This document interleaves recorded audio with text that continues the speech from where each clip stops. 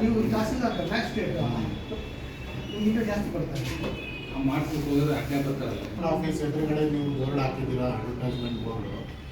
ನಮ್ಮ ಆಫೀಸ್ ಕಾಣೋದೇ ಇಲ್ಲ, ಅದು ತಾಲೂಕು ಆಫೀಸ್ ಅಂತ. ಆಫೀಸ್ ಇದೇ ಇರಲ್ಲ, ಡೆಕೋರಮೇ ಇಲ್ಲ.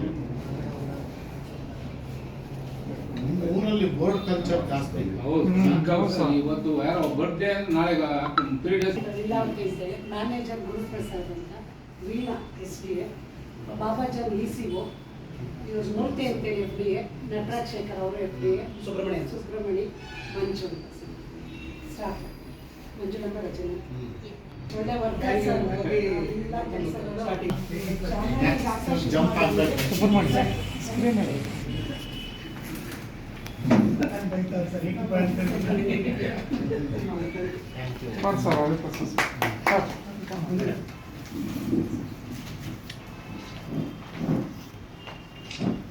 ಬನ್ನಿ ಅಣ್ಣ.